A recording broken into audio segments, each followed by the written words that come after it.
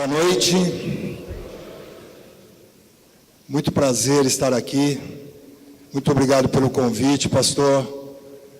Queria também parabenizar essa obra magnífica que vocês estão construindo aqui, o pastor Carlito, mais a sua equipe. Parabenizar também essa iniciativa do Marketplace, né? Falar de vida, negócios e propósito. Então, eu estou muito contente e muito, assim, honrado de poder falar algumas palavras para vocês.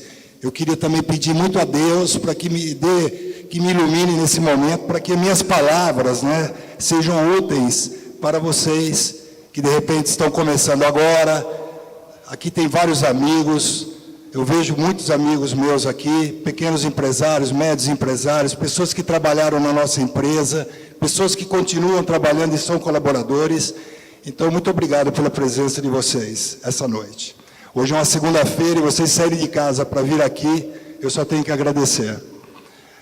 Bom, antes de começar, eu queria dizer que atrás do nome Oscar, apesar de que possa parecer que eu fiz tudo, atrás do meu nome, atrás do nome da minha empresa, tem uma família. Então, tudo que eu construí, na verdade, eu não construí nada sozinho, eu construí com a minha família. Tá? Então, muitas vezes, por que se chama Oscar Calçados? Depois eu vou explicar por quê, tem um motivo, mas existe uma família e ela está aqui hoje, e minha mãe está aqui nos assistindo. Bom, eu vou falar um pouco também da nossa história e também vou falar um pouco do nosso momento de sucessão que nós estamos passando na empresa. Então, o motivo da nossa palestra pode pôr o próximo slide, por favor? Volta um slide, por gentileza. Volta, isso. Nós vamos falar sobre desafios, né, e os passos para a sucessão de uma empresa familiar. Tá?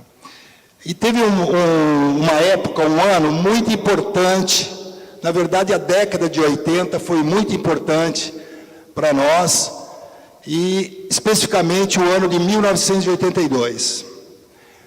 Fazendo uma retrospectiva, o ano de 1982, só para contextualizar, foi o ano, por exemplo, que ocorreu a morte da Elis Regina, a nossa cantora que morreu precocemente.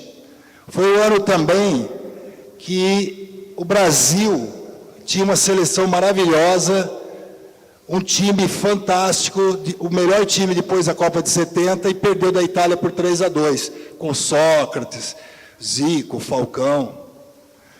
Tá? Acho que todos vocês lembram disso. Nesse ano também, o Brasil vivia uma crise muito grande. A inflação alta, inflação que chegou a 100% em 82, depois, a década de 80 foi considerada a década perdida.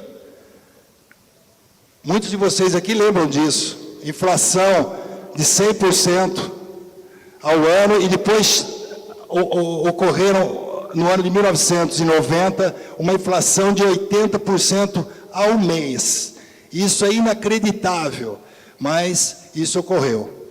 Se vocês notarem nesse gráfico que eu estou colocando aí para vocês, o Brasil de 1947 até década de 80, ele crescia em média 7,7% ao ano. 7,4% ao ano, em média. Por conta da industrialização do país, indústria automobilística, o homem que saiu do campo, o governo investindo em estatais, governo militar. Então, tudo isso aí, o Brasil cresceu. Porém, em 1982, nesse gráfico, por favor, o gráfico novamente, vocês podem notar que em 1982, por conta da hiperinflação, por conta da dívida externa muito alta, por conta da redemocratização do país, o Brasil teve que pisar no freio por conta das exigências do FMI, e começou a ter uma desindustrialização no país que continua até hoje. Então, nós vemos que a nossa desindustrialização despencou e o Brasil começou a crescer apenas, em média, 2,2% ao ano, com alguns anos crescendo menos, outros mais, e agora, recentemente, um crescimento negativo. Então, por conta da desindustrialização do país, isso aí tudo gerou o desemprego que nós temos hoje. Bom, mas eu não entendia nada de crise em 1982, e eu trabalhava numa empresa, e eu tinha um carro, um Fiat 147, que eu trabalhava numa empresa, eu era técnico em mecânica, numa empresa em Mogi das Cruzes, chamada Aços Anhanguera, e essa empresa, eu trabalhei lá durante 8 anos, e eu consegui juntar umas economias, e comprei esse Fiat 147. E eu também namorava com uma garota, e nós éramos apaixonados, e depois eu resolvi vender o carro em 82, vendi o carro, e junto com as minhas irmãs, eu montei a loja no Jardim Satélite, em São José dos Campos. Isso foi em 1982. A minha mãe e meu pai emprestaram dinheiro para nós, também me ajudaram a montar a loja. Então, quem é do Jardim Satélite da Zona Sul, naquele tempo, a única loja que existia era a nossa loja na Avenida Andrômeda, quase esquina com a Avenida Cassiopeia. Não existia nenhum comércio.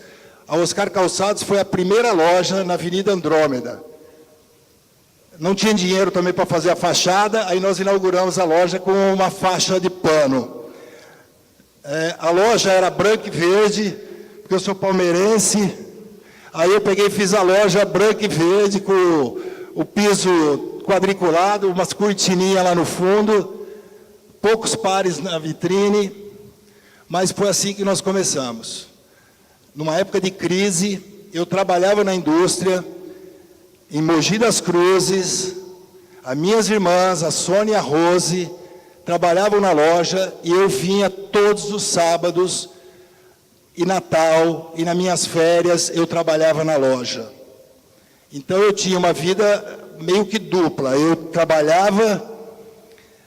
Bom, além do mais, nesse ano de 1982 e agosto de 1982, eu ainda fiz mais. Em novembro de 1982, eu casei. Eu casei com a Helena, que é minha esposa até hoje, e continuamos casados. Então, além da crise, loja nova, trabalhando, e eu estava estudando à noite, fazendo engenharia mecânica na Universidade de Mogi das Cruzes. Então, eu estudava à noite, trabalhava durante o dia, sábados e domingo, eu vinha na loja para tocar a loja junto com as minhas irmãs. Tá? E assim foram 4 anos fazendo isso. E eu me dedicava muito. A minha mulher, na época, a Helena, minha esposa, era professora, dava aula, e eu vinha todo final de semana para cá. Passaram-se os anos, aí veio outro ano muito importante na minha vida, dentro da década de 80, que foi o ano de 1986 e 87. 86 e 87 foi também um ano muito importante nas nossas vidas. 86, eu não sei se vocês lembram, foi o auge do Plano Cruzado. Plano Cruzado 1, Plano Cruzado 2, Sarney, congelamento de preço, carne, boi, pegando boi no pasto, quer dizer, todos vocês aqui, muitos lembram dessa época. O ano de 86 foi uma experiência para acabar com a inflação. E nessa época teve congelamento de preço. Aí começou a faltar carne no mercado e aquela coisa. Mas o mercado, a inflação diminuiu e houve um aumento de venda. A nossa loja começou a crescer. Nessa época eu resolvi, no meados de 86, Eu já tinha comprado a minha casa. Antes, eu comprei uma casinha também antes, porque eu pensei, preciso comprar uma casa própria, preciso me formar. Eu estava fazendo engenharia, me formei engenheiro, comprei uma casa pequena, e depois eu usei meu fundo de garantia. Em 1986, meados de 86, eu fui na empresa, depois de 8 anos de trabalho, fui lá e pedi a conta, pedi demissão. Não pedi para ser mandado embora, pedi demissão. Tanto é que eu não tinha nem fundo de garantia, não tinha nada que me amarrasse lá. Pedi a conta e vim para São José dos Campos, morando em Mogi. Continuava morando em Mogi, mas eu vinha para São José todos os dias. Nessa época eu tinha um carro, o meu carro, olha aí, o carro era um Fusca, porque nessa época eu não tinha dinheiro para outro carro, comprei um Fusquinha usado, e depois melhorou um pouco a situação, nessa época, aí eu comprei um Del Rey, e a gasolina era muito caro nessa época, aí eu coloquei um kit de gás, de P20, um rodogás, gás empilhadeira, coloquei no meu carro um Del Rey e vinha todo dia para São José dos Campos, cheirando gás no carro, tudo, mas eu vinha e assim foi durante muito tempo. Tá? Bom, nessa época passaram-se vários anos também de trabalho, muito trabalho. A minha esposa continuou em Mogi, aquela coisa toda, e eu viajei 25 anos, viajei todos os dias para Mogi. De vez em quando eu ficava aqui em São José, mas eventualmente, quase todos os dias eu ia para Mogi. Recentemente eu mudei para São José. Faz 7 anos que nós estamos morando aqui. Então, a minha vida, São José dos Campos, Mogi das Cruzes. Mas a minha mulher, a Helena, era professora, e quando ela vinha para São José, a gente só falava de sapato. Só sapato. E ela ficava meio assim, vocês só falam de sapato, só falam de sapato. Então, nós resolvemos, eu pensei, eu vou montar uma loja de calçado para ela. Peguei e montei uma loja de calçados para ela em Mogi, nós montamos. E ela começou a trabalhar numa loja de calçados lá em Mogi, chamada Scarlett, uma boutique só feminina, de calçados feminino. Então, mudou. Depois, ela começou a trabalhar, ela adorou, se tornou uma excelente empresária também, lá em Mogi. Montou outras lojas, nós montamos mais lojas, Oscar, e ela começou a tocar as lojas daquela região do Alto do Tietê. Tanto é que de vez em quando ela chegava em casa falar de sapato, eu que falava assim, para de falar de sapato, chega, ela que falava mais do que eu até. Bom, os anos foram passando e nós, como todo empresário,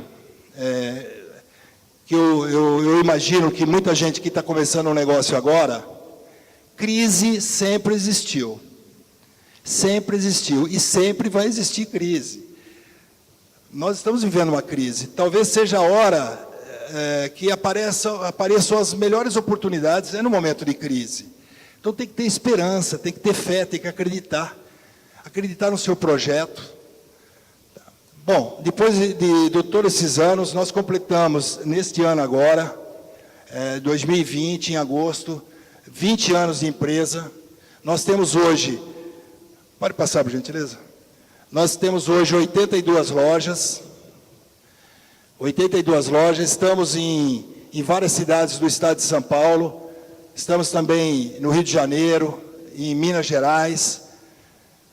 Recentemente nós abrimos uma loja em Ribeirão Preto, 2 lojas, na verdade, em Ribeirão Preto. Estamos em São José do Rio Preto, Ourinhos, Presidente Prudente, Barretos. Então, todo o interior de São Paulo. São 82 lojas. A marca Oscar são 28 lojas. Jô Calçados, 27 lojas. Aí tem a loja Oscar Tênis. Tem a loja Constantino, que é uma marca só de calçados masculino. Scarlett, do qual eu falei, 3 lojas, só de feminino. Tem o e-commerce também, que nós estamos no mundo online também, não só offline, mas estamos no mundo online, tá, com e-commerce. Temos uma loja de estoque, ponta de estoque, a Stock Show, Somos franqueados da Adidas, 3 lojas, Arezzo com 5 lojas, Vitor Hugo e Usaflex. Pretendemos crescer mais, tendo oportunidade, porque é muito, muito bacana, muito gostoso gerar emprego. Hoje, nós temos 1.800 funcionários, colaboradores. O varejo é impressionante. O varejo, como a construção civil, gera muito emprego. Apesar de ser desvalorizado, de certa forma, todo mundo fala em empresa, indústria, mas o varejo, de um modo geral, gera muito emprego. Então, nós temos 1.800 empregos direto, sendo que, em dezembro, em épocas de sazonalidade, como maio, o número aumenta, vai a 2.500 colaboradores. Nós estamos também, vendemos uma média de 4 milhões de pares ano. Então, é uma quantidade considerável de calçados. Passando, por favor. Pode passar. Olha, eu aprendi algumas coisas, e eu escutei o pastor Carlito falando, e justamente veio ao encontro do que eu ia falar. Eu aprendi algumas coisas, são importantes. O dinheiro do caixa, o pastor falou aqui agora, acabou de falar, o dinheiro do caixa não é seu, é do negócio. Você é apenas um instrumento lá de trabalhar. Você é tão empregado do seu negócio quanto os outros colaboradores. Então, quem pensa o contrário está errado. O dinheiro do caixa não é seu, é do negócio. O seu é apenas uma parte do lucro, e mesmo assim você deve guardar uma parte desse lucro para reformar o seu negócio, porque ele vai deteriorar e você vai precisar dessa reserva, porque senão ele vai afundar. Então, uma parte do dinheiro do seu lucro você tem que reinvestir. Então, você é apenas dono, ou é seu, apenas um pedacinho do lucro. Outra coisa também, que eu falo sempre, tem muita gente que confunde caixa com lucro. O caixa, às vezes, é mais importante do que o lucro. Eu vou dar um exemplo. Muitas vezes você está ruim, você tem um varejo e você está com problema de caixa. Ao invés de você ir no banco, você deve fazer uma liquidação e liquidar o seu estoque. Então, naquele mês, você talvez tenha um prejuízo maior, mas você restabelece o seu caixa. Porque trabalhar apertado, como eu trabalhei em 82, 86, é muito difícil. Na época que eu comecei na loja, a gente recebia muito cheque predatado. Era uma caixa de duplicata, uma caixa de sapato de duplicata e uma caixa de sapato de cheque predatado. Quando eu ficava apertado, eu escolhia as duplicatas que eu ia pagar. Essa eu vou pagar, essa deixa para cartório, essa deixa para lá, essa não, mas eu sempre honrei meus pagamentos, mas eu deixava atrasar, eu sempre estava apertado. E eu sei como é difícil trabalhar sem caixa. Então, às vezes, em determinado tempo, não pode ser muito tempo, lógico, se o lucro é importante, mas em determinados momentos, restabelecimento do caixa é muito importante. Então, o caixa, às vezes, é mais importante que o lucro. Para uma sociedade, pode ser família, pode ser entre amigos, é muito importante uma sociedade. Uma sociedade boa é bom negócio também. Às vezes é melhor você compartilhar uma sociedade do que trabalhar sozinho. Então, uma sociedade é importante e é bom. Só que você precisa cuidar de 3 coisas que são fundamentais. Primeiro, você precisa ver o negócio. Se o negócio é bom. Então, você analisa, faz pesquisa, chega à conclusão que o negócio é bom. Segunda coisa importante, você tem que ver a questão das pessoas. As pessoas. Você precisa ver se as pessoas comungam dos seus princípios, dos seus valores. Como são as pessoas no dia a dia. Como são essas pessoas na hora das dificuldades. Porque tem gente que na hora que tem o dinheiro está tudo certo, mas na hora da dificuldade tem problema. Volta o slide, por favor. Então, as pessoas, é importante, e essa frase em inglês também, que eu tomei emprestado, que é o tal do skin in the game, ou seja, as pessoas precisam colocar a pele no jogo, porque se você não colocar a sua pele no jogo ali, outro termo que o pessoal costuma usar, que eu não vou falar aqui, mas você vai certamente não dar certo, porque quem não tem o que perder, se numa sociedade só você tem a perder, não vai dar certo. As pessoas, os seus sócios, precisam colocar o skin in the game, ok? E outra coisa muito importante é o contrato. Recentemente não, uns 10 anos atrás, na verdade, eu acabei entrando num negócio, eu analisei o negócio malemar, porcamente, eu errei na minha análise das pessoas, e o contrato foi muito péssimo, eu fiz um contrato de gaveta.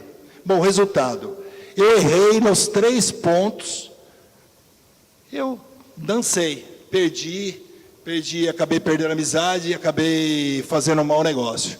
Mas eu também coloquei na coluna prejuízo e esqueci, e estou tocando em frente, vamos tocando em frente. Porque, na verdade, quando você erra num negócio ou tem um pequeno prejuízo, você também tem que esquecer. Tem que abandonar aquilo lá e partir para outro negócio, e partir para frente. Não adianta ficar remoendo e sofrendo com isso aí. Ok? Bom, próximo slide, por favor. A Oscar Calçados também, aqui em São José, ela realiza circuitos de corrida. Acho que alguns de vocês aqui já participaram das corridas que a Oscar faz. 5 corridas que nós fazemos. Nós também fizemos durante 12 anos um evento chamado Oscar Fashion Days, de arrogância da nossa parte, mas não existe lugar nenhum do mundo algo parecido com essa atividade que nós estamos fazendo. Ou seja, nós estamos trabalhando em vários pilares. Primeiro, nós estamos trabalhando na logística reversa.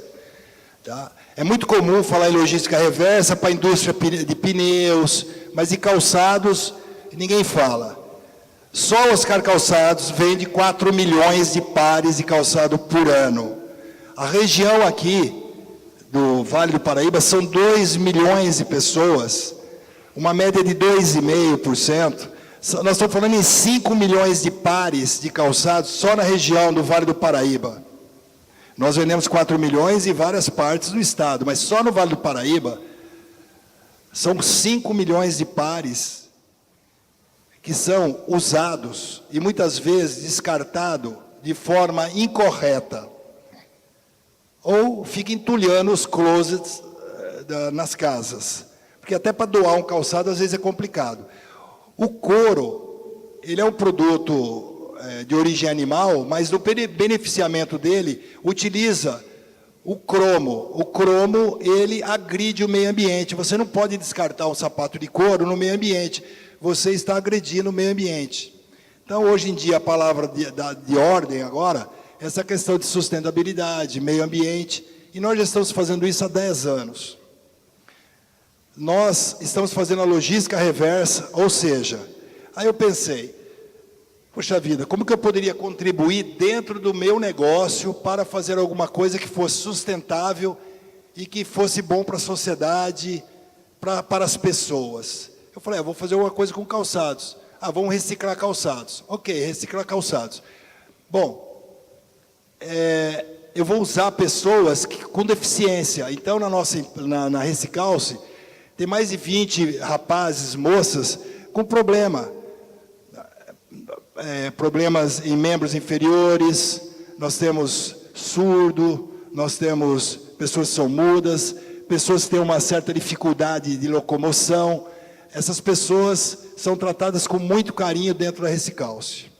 Para isso, a gente paga uma bolsa para eles, um valor pequeno, para eles... e eles trabalham um período, e eles têm lá assistência médica, assistência odontológica, assistência psicológica, porque muitas vezes essas pessoas, elas são marginalizadas dentro da própria casa. Porque são pessoas que dão um pouco de trabalho, dentro da própria casa, porque essa pessoa, se ela não tiver uma atividade, ela fica à margem ali, inclusive da família. Então, dentro do nosso ambiente, e eu convido vocês a conhecerem o Recicalce, tá? Eu convido vocês a conhecer, fica ali perto do Pinheirinho, é um prédio, tem os 3 andares, o prédio, tem uma oficina. Vocês vão ver uma coisa impressionante, que é o cuidado, o carinho que eles têm um com o outro, como essas pessoas são felizes naquele ambiente. Eu vou lá, eu fico assim muito contente, assim, olha, eu fico emocionado de ver como eles são felizes naquele ambiente, trabalhando, reciclando calçado e entendendo que eles estão ajudando. Então, nós usamos as pessoas com deficiência, nós trabalhamos com a logística reversa no meio ambiente, e depois nós pegamos esses calçados, nós higienizamos os calçados que dá para higienizar, que dá para consertar, e esses calçados nós doamos para bazares, para entidades beneficentes. Em vários lugares nós já mandamos calçados, inclusive para a Venezuela, agora para Minas Gerais parece que está sendo mandado um grande volume. Então a gente ajuda, então a gente doa o calçado. Ok?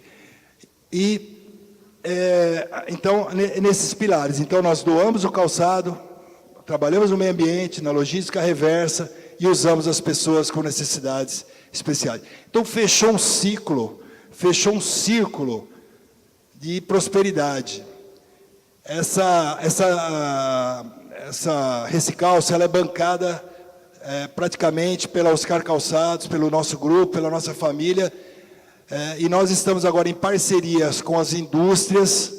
Nós também vamos tentar que eles nos ajudem, doando couro ou até dinheiro para a gente poder aumentar a quantidade de pessoas, porque os pedidos são muito grandes, tanto de doação, como de pessoas com necessidades para trabalhar. Tá bom? Bom, é isso, da Recicalce, é isso aí, vamos passar para o próximo ponto agora. Eu queria falar então da parte da Oscar Calçados. Eu queria falar sobre sucessão, porque eu agora completo 62 anos, agora em janeiro, completei 62 anos, eu tinha como meta me aposentar com 40 anos. Isso aí quando eu era garoto, eu falei, com 40 anos eu vou me aposentar. E agora parece que cada dia que passa eu quero trabalhar mais. Mas você precisa falar em sucessão na sua empresa quando a sua empresa está bem, quando você está bem. Porque se você for falar em sucessão na sua empresa, quando você já tiver praticamente muito velho, assim, doente, com problema financeiro na sua empresa que você não cuidou, aí você está fazendo coisa errada. Você precisa cuidar da sucessão quando a sua empresa está bem. Isso aí também me pegou de surpresa, porque faz uns 7 anos, mais ou menos, que nós começamos com essa proposta. E eu fui assessorado, eu contratei uma assessoria para me ajudar nesse processo, para ajudar a nossa família nesse processo.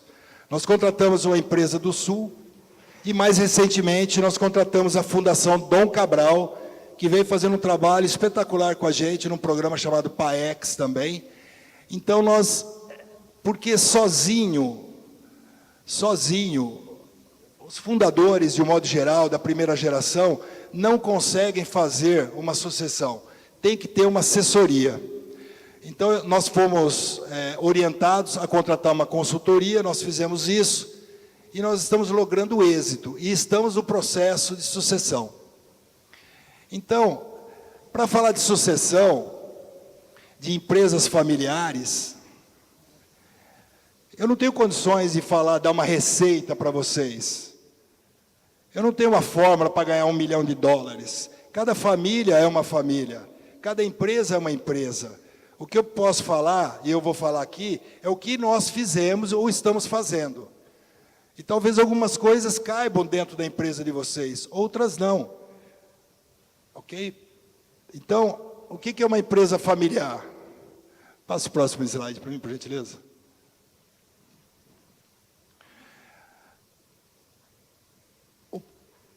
o poder de decisão e propriedade, quando ele passa para a próxima geração, se você analisar, 61% das empresas familiares são dirigidas pela primeira geração. 61% são dirigidas pela primeira geração.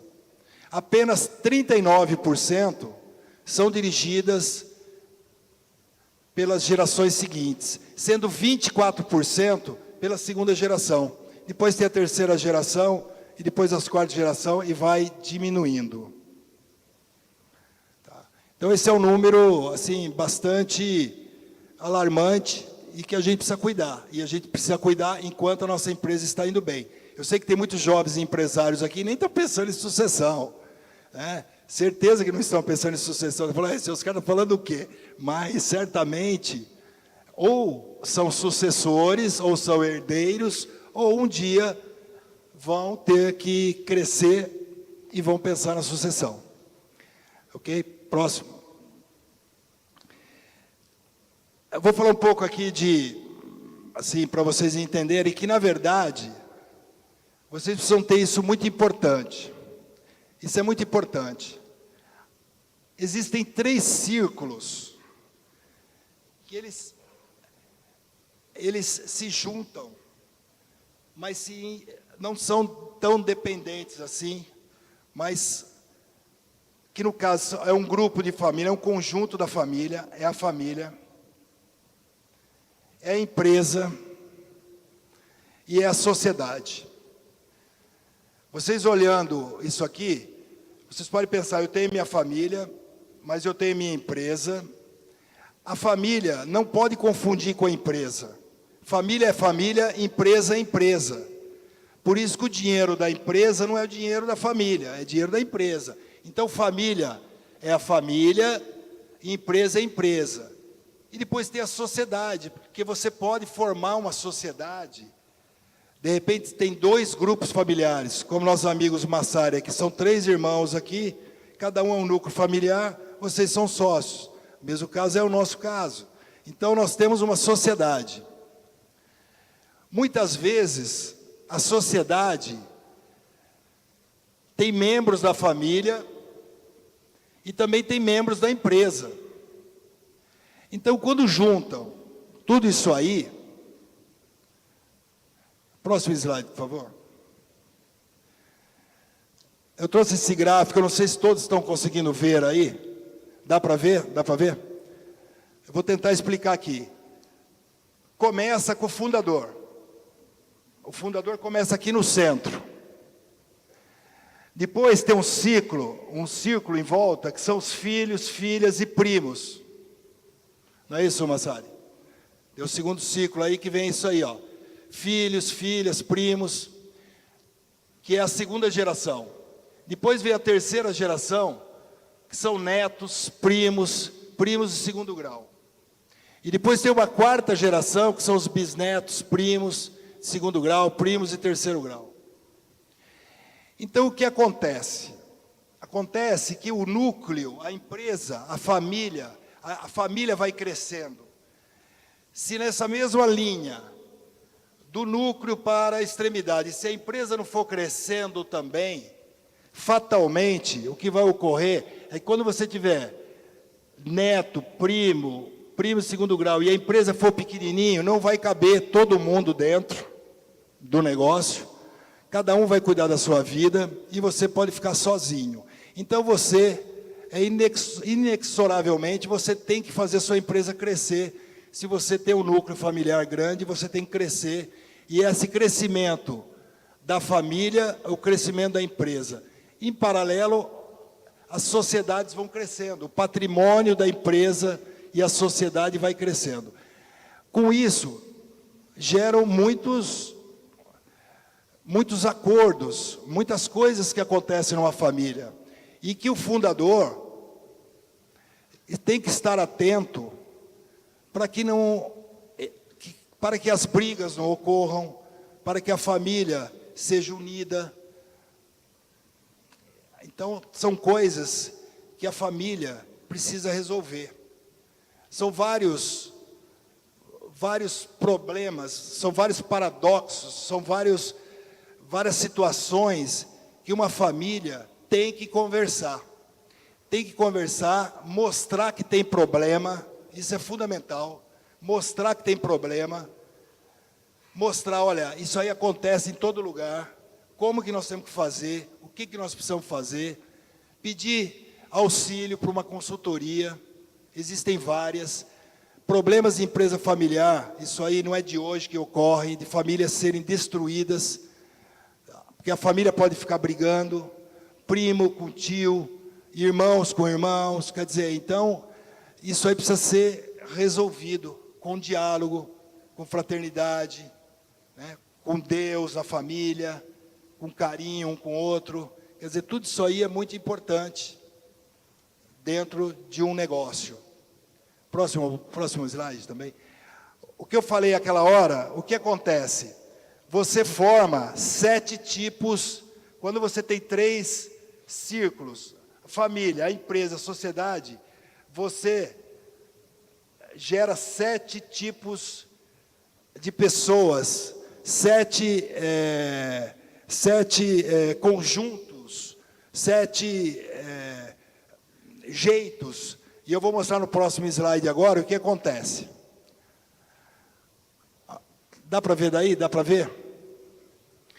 Olha, quando você junta, você vê, tem a família, tem os membros da família, mas os membros da família, às vezes, eles não estão na gestão da empresa.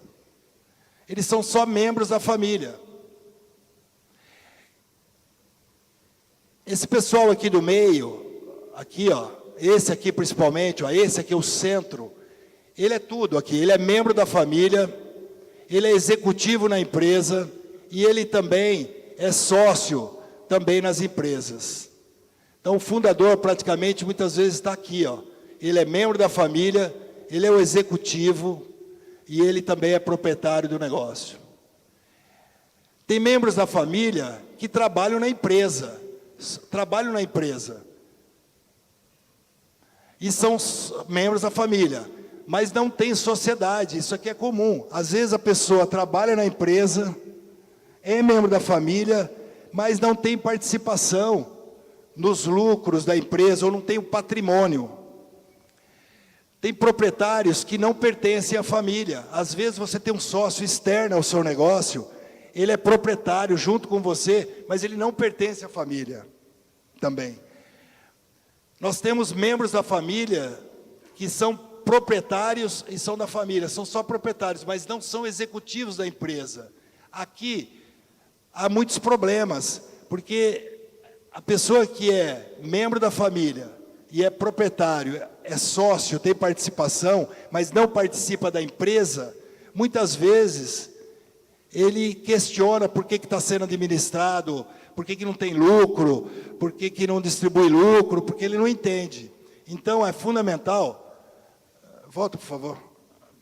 Se pudesse ficar fixo mais um tempinho aqui. Então, esse caso aqui é um caso muito típico de pessoas que não são da sociedade, ou melhor, são da sociedade, são da família, mas não trabalham na empresa. Então, você monta uma empresa e um dos netos ou um dos sobrinhos resolve fazer medicina ou odontologia, não sou nada contra isso, mas não trabalha na empresa. Então, essa pessoa vai questionar os executivos da questão da participação do lucro. Tá?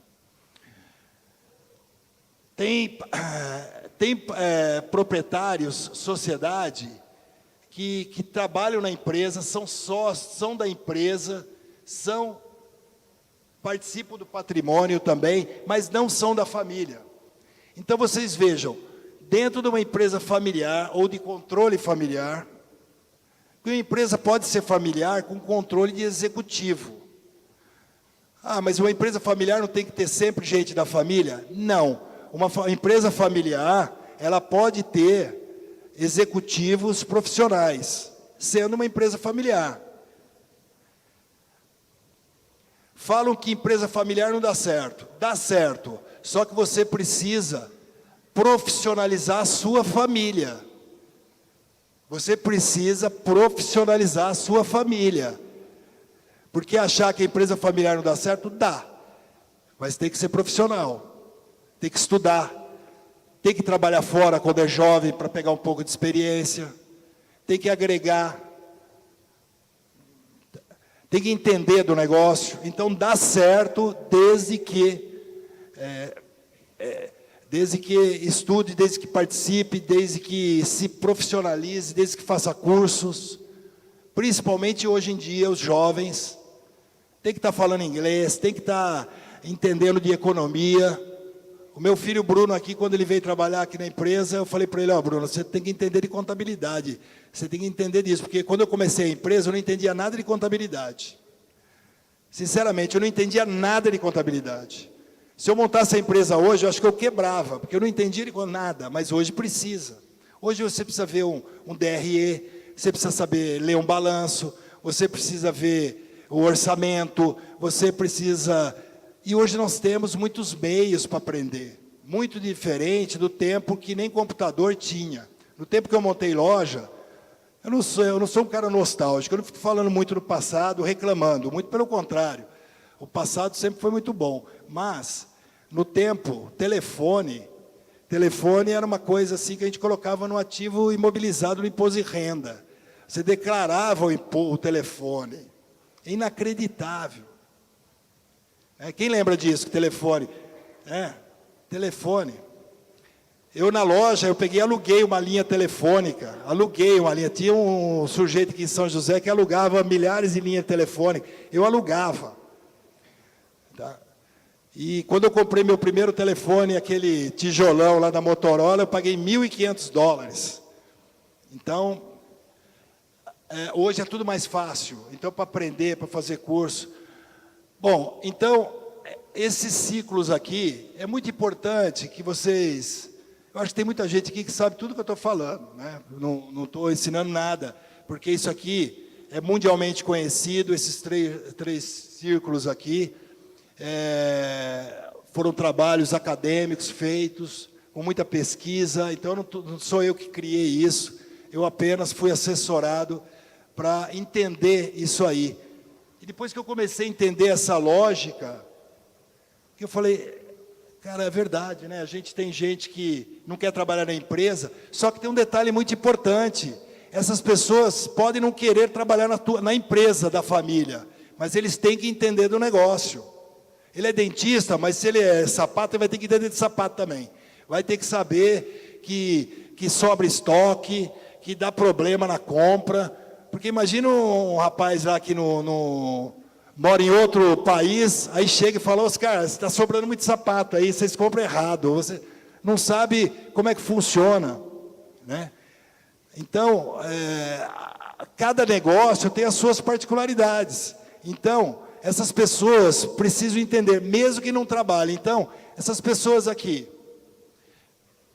as pessoas que são proprietários ou executivos que não são da família, tem que entender a família também, porque trabalhar com família é complicado. E tem que ter jogo de cintura. Então, o executivo, muitos de vocês aqui, tenho certeza que trabalham em empresa familiar. Deve estar pensando, caramba, casca de ferida que é aquele cara lá, o fundador da empresa, mas é assim, trabalhar com a família tem as suas particularidades, e cada família tem as suas problemáticas, tem as suas crenças. E o executivo tem que entender se ele quer trabalhar numa empresa familiar, e a grande maioria no mundo e no Brasil são empresas familiares, que tem que entender isso aí. Então, vocês que trabalham numa empresa familiar, vocês têm que ser empreendedor dentro da família, dentro da empresa, e querer o bem da empresa. Porque, como eu falei até agora para vocês, minhas irmãs, nós não somos dono de nada, nós somos tão dono quanto os nossos colaboradores. Até eu falo aos nossos vendedores na loja, que ganham comissão, eu falo, vocês ganham comissão, vocês são meus sócios aí, 4%. 4% da empresa de vocês. Vende tudo isso aí, vocês vão receber à vista ainda. Vende de vocês, 4%, então são sócios. Então, a verdade é o seguinte, que Quem for trabalhar numa empresa familiar, que for empreendedor, tem que ter essa vontade de empreender internamente. Não precisa ser empresário. Ser empresário no país, nesse país aqui no Brasil, é insano. É insano. Agora, eu adoro, sinceramente, essa loucura. Mas é insano ser empresário no país como o Brasil. Tem que gostar muito. Tá? Então, muitas pessoas não precisam ser empresários, sejam felizes dentro de uma empresa familiar, sendo um bom executivo. Sendo um bom executivo, levando ideias.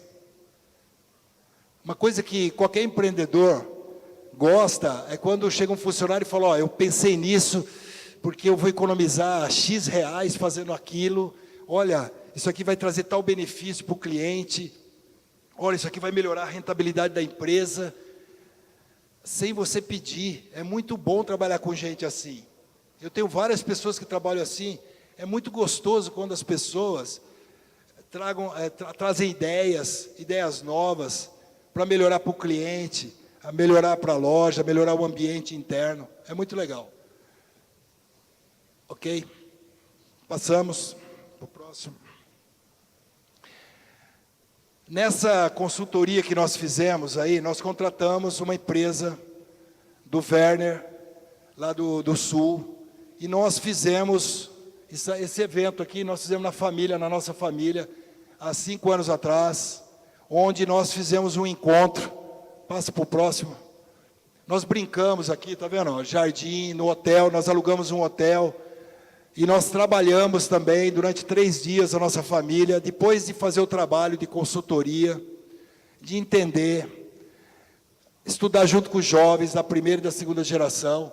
Nós fizemos um trabalho, e depois nós celebramos, nós blindamos o acordo que nós tínhamos feito. Eu e minhas 2 irmãs.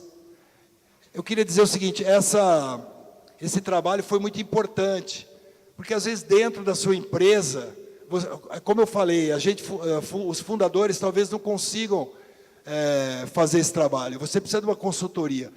E foi muito bacana, a nossa família reunida num hotel. Agora, esse ano nós vamos fazer novamente. Reunir os jovens, as crianças, os adultos, a primeira geração, a segunda geração. Nós já temos netos aqui minha irmã já tem 3 netos. E, inclusive, esse ano eu vou ser agraciado, eu vou ser avô também, com meu filho, minha nora, meu filho mais velho, está esperando nenê, gêmeas, 2 menininhas. Então, também vou ser avô esse ano. E então, nós fizemos essa união, esse trabalho, e nós assinamos um acordo que foi elaborado pelos jovens da segunda geração. Eles elaboraram esse contrato. Então, eu não vou discutir aqui detalhes, mas isso aí são coisas que cada um de vocês, dentro da estrutura familiar de vocês, quem estiver predisposto a fazer isso, contratar uma consultoria para cuidar, pensar, pelo menos, na questão da sucessão. É muito bacana, muito legal ter diálogo com a sua família. E, volta para mim, aí nós fizemos esse contrato, está aqui um livro, todo mundo recebeu, e essa caixinha aqui, ó, foi pedido para nós colocarmos os nossos sonhos, o que a gente estava pensando naquele momento, e o que a gente queria, como a gente gostaria de estar daqui 10 anos. Então, daqui 5 anos, nós vamos abrir essa caixinha está guardada no local, que eu também não sei onde que está. Minha irmã, que é da comitê de família, a Sônia. Essa caixinha, daqui mais 5 anos nós vamos abrir, e cada um vai ler aquilo que escreveu. Vai ter uma cartinha, então vai ter uma cartinha para mim, uma cartinha para cada um, vai ter uma cartinha para mim lá, Oscar. Aí vai mostrar o que eu estava pensando. Achei muito legal essa ideia, também eu recomendo que vocês façam essa brincadeira com a família de vocês, porque é bacana, e isso aí junta a família, agrega. Tá? Bom, passando. Isso aqui está meu pai e minha mãe. Infelizmente, meu pai faleceu, é falecido, mas minha mãe está aí, viva e forte. Passamos. Aí foi no dia também do evento, Foi no dia do evento aqui, está um pouco escura a foto, mas foi a foto que nós tiramos no dia desse evento que nós fizemos. Pode passar. Aqui estão os jovens da segunda geração. Tá? A Luísa, a Ana Paula, o Renan, o Luiz Fernando e o Bruno. O Bruno está sendo, e rapidamente, conquistou um espaço muito grande na empresa. Ele, o Renan, o Luiz Fernando. O Luiz Fernando fica mais na construtora. Essas duas meninas aqui. A Luísa, como eu falei. A Luísa e a Ana Paula. A Luísa está trabalhando fora, fazendo estágio numa empresa. Faz o estágio na New Balance. E a Ana Paula, ela é psicóloga. Está trabalhando carreira solo, sendo psicóloga. Mas já trabalhou também na Oscar. Ela quis percorrer a vida dela, ser psicóloga, mas daqui um pouco ela vai emprestar o trabalho dela para nós, certeza. O Renan cuida do marketing e e-commerce da nossa empresa. O Luiz Fernando trabalha na nossa construtora, que nós somos sócios de uma construtora também. E o Bruno está sendo preparado e já está para me suceder rapidamente agora, e nós vamos fazer um trabalho muito bacana de transmissão do cargo, e esperamos, e estamos contando, já faz mais de 7 anos que está sendo preparado, e eu estou muito orgulhoso de estar acontecendo isso na minha empresa. Só para falar um pouco deles, o Bruno era jogador de futebol. Na verdade, eu vou confidenciar um negócio para vocês. Eu nunca pensava, quando eu era mais jovem, quando a minha empresa era menor, que os meus filhos fossem vir para a empresa. Na verdade, eu queria que eles nem fizessem parte da empresa, que eles fizessem a vida deles. Porque eu achava e acho que o comércio é bastante duro, o empresário, e eu falei, cada um siga a sua vida. O Bruno, volta para mim, por gentileza. O Bruno, ele jogador de futebol, jogou futebol, viajou o mundo todo aí jogando futebol. Recentemente, há uns 6 anos, pendurou a chuteira, novo, podia ter continuado, mas veio trabalhar com a gente. Aí nos outros países que ele foi, fez curso de business e tal. O Renan fez engenharia civil nos Estados Unidos, jogando tênis. O Luiz Fernandes também fez engenharia civil na USP aqui. A Luísa também está fazendo administração de empresa, ela fez psicologia. Então, foi uma coisa que nós exigimos, que os nossos jovens fossem se formassem, estudassem. E foi uma satisfação muito grande quando eles quiseram retornar para a empresa e fazer parte. Eles fizeram outras coisas fora da empresa e vieram para a empresa agora e estão assumindo cargos. E nós vamos passar o bastão. Agora, esse negócio de passar bastão também é importante. Eu faço analogia à sucessão como uma corrida de bastão. Vocês sabem aquela corrida de bastão, né? Está correndo. Está correndo, você está com o bastão na mão, aí você vai passar o bastão. Mas você segura o bastão um pouquinho, para não cair, porque se você cair, você está fora do jogo. Então, você segura o bastão, o outro segura o bastão também do outro lado, você segura o bastão um pouquinho, corre junto, depois solta o bastão devagarinho e vai correndo ainda, sem o bastão, mas vai correndo junto. Então, a sucessão de uma empresa não é delargar, você pega e solta lá, sem acompanhamento. Isso aí também nós aprendemos nessa consultoria. Então, é importante na sucessão que você tenha esse carinho no ensinamento e na corrida, e na hora de entregar o bastão com muito zelo e com muita atenção. Ok? Bom, está aí a foto, eu, minhas irmãs, minha mãe.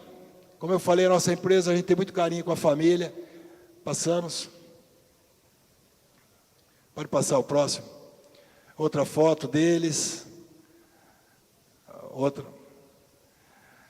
Bom, para finalizar, eu tenho duas coisas para falar para vocês. Queria que vocês lessem isso.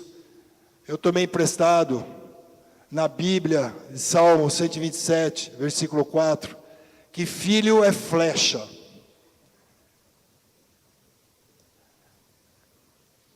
Como flechas na mão do guerreiro, assim são os filhos. Então as flechas têm que estar na mão do guerreiro. É necessário que haja um alvo bem definido à frente. Então nós estamos falando com nossos filhos, nós somos os pais, nós temos que ter, é necessário que haja um alvo bem definido para ajudá-los a conquistar os seus objetivos. O arqueiro, assim como os pais, precisam ter braços fortes. O arqueiro precisa ser habilidoso. E muitas vezes, você não é tão habilidoso, mas você pode treinar. Você pode treinar, você pode pedir ajuda, você pode pedir uma consultoria. E habilidade é treino. Você vai treinando e você vai ficar habilidoso. Você vai ter habilidade, desde que você queira. A flecha precisa ser reta. E uma flecha, um filho, vai ter retidão se ele comparar, se ele tiver uma experiência junto com você, ou se ele se espelhar em você, nós como pais. Então, os filhos, a flecha precisa ser reta. Para isso, o arqueiro precisa ter todas essas qualidades e precisa dar o exemplo. E a graça de Deus precisa ser uma realidade familiar. Eu também queria pôr uma outra. Isso aqui são palavras do Werner.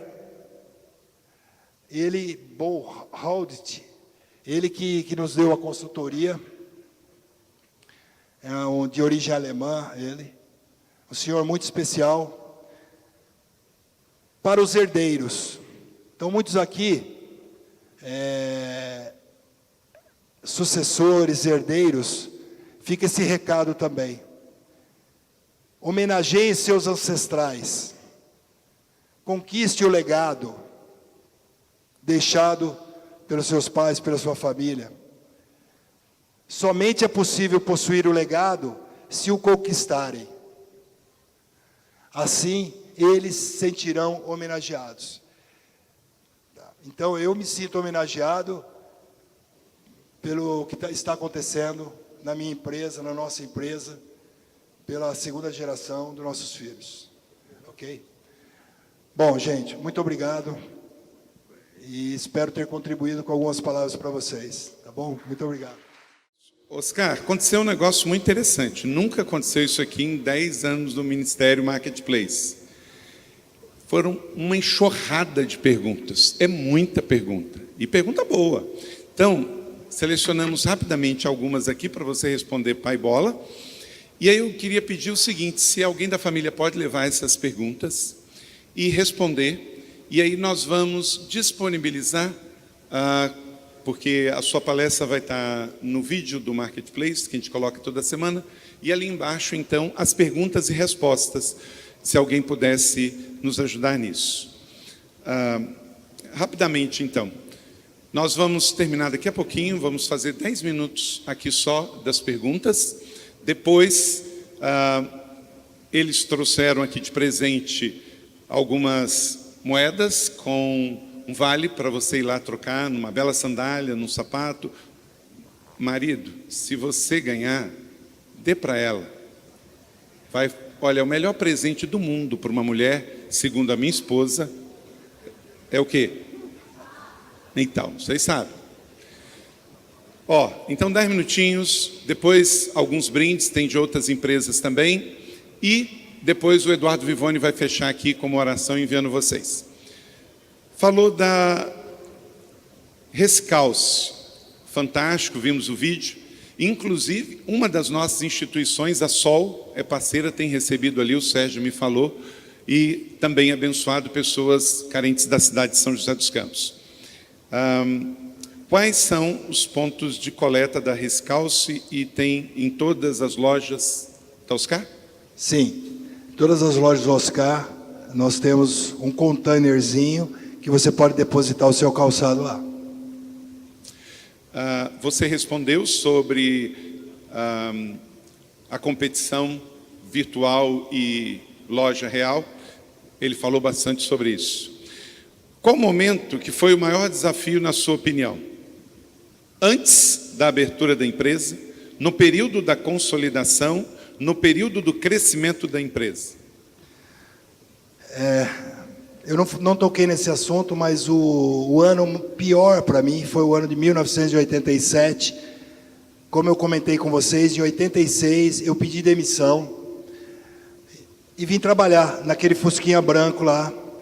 Quando eu estava descendo a serra de Mogi das Cruzes, me deu um aperto no coração que eu pensava assim: nossa, eu estou tão livre agora, não sou mais empregado, mas ao mesmo tempo eu tinha uma responsabilidade enorme, porque eu tinha uma loja agora para tomar conta. E no ano de 86 foi um auge do Plano Cruzado, mas depois da eleição, em 87, eu quase quebrei, porque houve uma crise muito grande, e me pegou com estoque alto, e eu tinha cometido um erro, que eu tirei dinheiro do caixa para comprar um terreno. Eu imobilizei capital, eu estava com o terreno, com estoque alto, e eu estava devendo, e as vendas praticamente caíram muito nessa época, 87.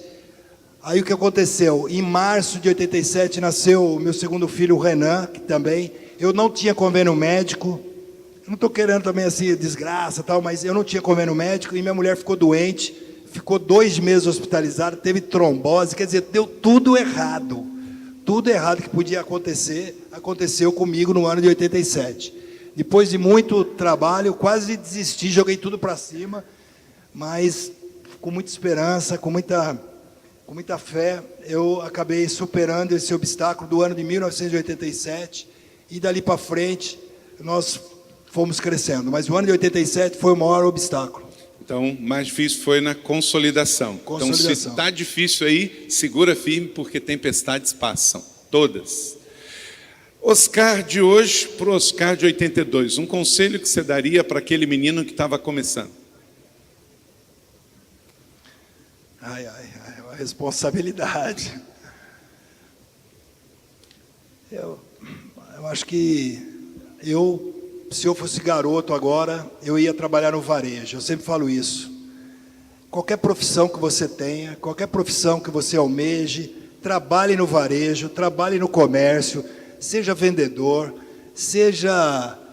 faça alguma coisa na área de vendas, porque vai abrir as portas para você, porque a área de vendas você vai utilizar, porque no final das contas todos nós somos vendedores. Você precisa vender sua imagem. Você que trabalha no banco, você que é dentista, você que é médico, não dá para ir no consultório e ficar aquele médico carrancudo. O médico tem que ser simpático, ele tem que vender, ele tem que... Então, eu acho que o jovem tem que trabalhar no comércio, porque vai abrir as portas e ele vai encontrar várias oportunidades.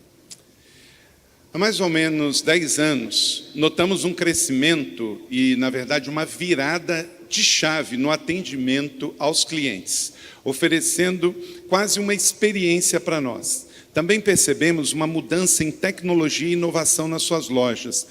O que impulsionou exatamente essa virada? Olha, a nossa empresa tem no DNA dela essa característica de sempre estar inovando. Eu lembro que em 86, no auge da inflação, eu não aguentava mais. A minha tabela de preço era uma tabela de preço de papel sulfite dentro de uma pasta de plástico. Mudava o preço, eu ia lá com a borracha e apagava o preço, que eu colocava lápis, porque mudava toda semana. Apagava, chegava no final do mês, tinha um buraco na folha, aí tinha que produzir outra folha, batia a máquina, a folha, colocava. Aí eu falei, nossa, eu preciso de um computador. Nessa época lançaram o Apple, 8 bits, aí eu comprei um Apple 8 bits, uma Emília PC 32 colunas, e eu ficava imprimindo a tabela de preço. Eu ficava encantado, só vendo aquele barulhinho, né? Aquele papel de formulário contínuo, aquilo era fantástico, né? Assim, de ver uma tabela. Eu só chegava lá e colocava mais 10%. Aí aparecia a tabela de preço. Então, a nossa empresa, ela tem esse DNA, desde o começo, de investir em tecnologia. Temos aqui o Nelson, que é nosso setor de TI também, que está aqui assistindo. Hoje em dia, o TI tem que ficar correndo atrás, porque cada dia a gente quer fazer alguma coisa. E o cliente exige muito isso. E tudo está com tecnologia.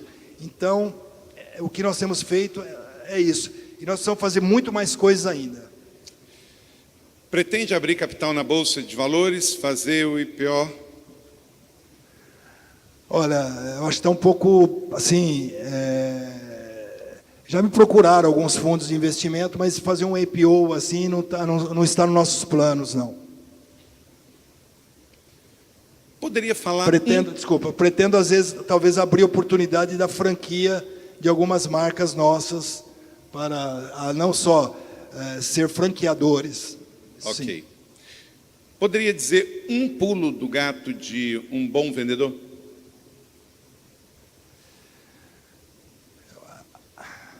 Eu acho que o pulo do gato é você atender a pessoa como você gostaria de ser atendido, sabe?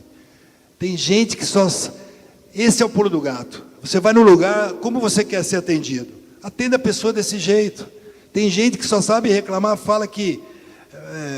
eles me atenderam bem, mas quando ele vai atender, ele atende muito mal. Então, atenda do jeito que você gostaria de ser atendido. Se você fizer isso, fazendo amizade com o cliente... não mentindo para o cliente, procurando a melhor opção para ele, você vai conquistar amigos e clientes. Nós temos vários vendedores que fizeram amizades dentro da loja e conseguiram muito sucesso fora da nossa empresa, tanto no mundo empresarial, também como nas indústrias. Atendeu tão bem que era convidado para trabalhar na Embraer, para trabalhar... Até perdia, né? Mas fazer o quê? É melhor treinar do que não treinar. Então a gente treinava, mas de vez em quando perdia. Mas eu ficava, quando a pessoa ia para melhor, eu ficava contente também. Como lidou com o crescimento? Vimos que é uma empresa de valores e princípios, sem perder os seus princípios e valores com o crescimento. Parece hipocrisia eu falar isso, mas eu acredito, sinceramente, que dinheiro não traz felicidade. E eu nunca trabalhei pelo dinheiro, pelo dinheiro. Eu sempre quis, muitas vezes, no nosso início, na época que o overnight, você deixava o dinheiro, chamava overnight porque você deixava o dinheiro à noite, no outro dia você tinha mais dinheiro na sua conta. Eu nunca deixei dinheiro no banco aplicado e deixei de investir no nosso negócio. Sempre investi no nosso negócio. A China, como que você lidou com a competitividade com relação à invasão dos produtos chineses no Brasil? Olha, felizmente no nosso setor, a invasão chinesa ainda não atacou assim fortemente, né? O calçado, a mulher gosta do calçado brasileiro, o calçado brasileiro é bom, mas, como eu sempre falo, a gente sempre tem que estar atento.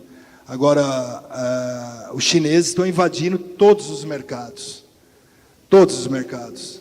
Então, nós brasileiros, nós precisamos de apoio, trabalhar e apoio também dos governos, de uma política industrial, para combater isso aí, porque nós, infelizmente, tem muita gente sofrendo com essa invasão de produtos chineses.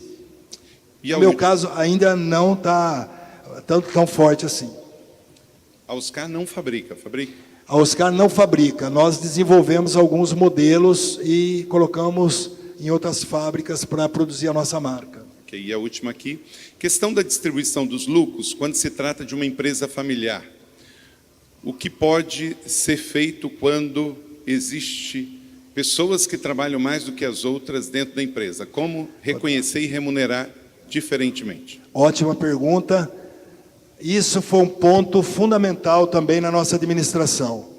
Como eu mostrei para vocês, quem trabalha tem o Prolabore. Quem não trabalha tem lucros a receber, dividendos. Então, quem trabalha tem Prolabore. Todos também têm a distribuição de lucro. Então, todo ano nós nos reunimos, definimos uma parcela do lucro que nós vamos distribuir para quem trabalha e para quem não trabalha. Quem trabalha tem um plus a mais e quem não trabalha no lucro, mas é um pedacinho pequeno. Até porque nós somos aconselhados também o salário das pessoas que trabalham na nossa empresa, ele tem que ser maior do que o mercado. Porque trabalhar dentro de uma empresa familiar não é fácil. Então, os executivos da família que trabalham dentro da empresa, eles são remunerados com 20% maior do que o salário do mercado. Então, trabalhar na nossa empresa, na família, ele ganha mais do que se fosse trabalhar fora. Isso aí é um presente, porque trabalhar com a gente não é fácil, a gente é muito exigente. Então, tem que engolir sapo, tem que não sei o quê, então o salário é maior. E os dividendos, para quem trabalha, é um pouquinho maior de quem não trabalha, mas todos ganham. Isso aí é muito bom, porque mesmo não trabalhando, como eu falei naquele exemplo, a pessoa se preocupa com o sucesso da empresa, sabe das dificuldades. Então é um conselho que eu dou assim, que fui aconselhado também.